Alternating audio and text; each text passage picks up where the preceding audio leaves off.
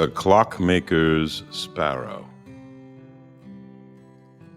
In a cobblestone town where time ticked louder than truth, lived a clockmaker who built gears with such grace that even the wind waited to breathe until his work was done. Each clock chimed perfect. Each second marched like a soldier. Order reigned, and the people praised him for keeping chaos on a leash.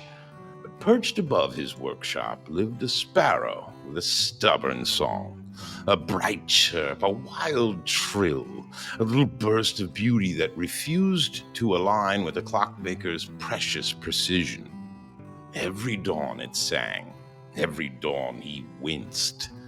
He tried tapping his tools louder. He tried timing his hammer to drown out the melody. He even tried bribing the bird with breadcrumbs to sing in cleaner, neater, numbered tones. But the sparrow's notes ignored him. It sang anyway, singing sharp, singing flat, singing soft, singing sideways, shaking sense into the silence like a spark in a stack of sleeping embers. One morning the clockmaker snapped.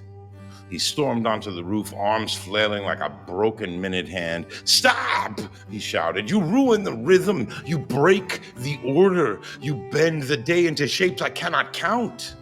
The sparrow tilted its head. "Maybe the problem," it chirped, "is that you count everything and listen to nothing." The clockmaker froze. For the first time he heard it, not as noise, but as nuance. A song that fluttered between flaws and freedom, a tiny anthem reminding the sky that life does not move in perfect lines. He tried to speak, but the sparrow continued. "Your clocks keep time," it said, "but they do not keep wonder. You measure the minutes yet miss the meaning. You chase control while beauty waits at your window and you never let it in." The words landed like raindrops that turned into rivers, sudden and soft and strong. The clockmaker sat down on the roof tiles, feeling the weight and the lightness of being wrong. He looked at his shop below with its rows of rigid clocks all ticking the same story and realized how hollow that harmony was, without a little wildness to challenge it. So he did something unscripted. He smiled. Then he carried all his clocks outside and set them to different tempos, some fast, some slow, some drifting like a lazy river, some dancing like a festival drum. And the sparrow sang over them, not to silence them, but to stitch them together into a kind of belonging that numbers alone could never craft.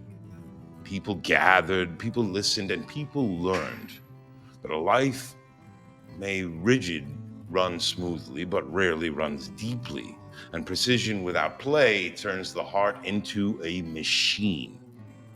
So the song you keep trying to silence is often the one sound that you can finally set free.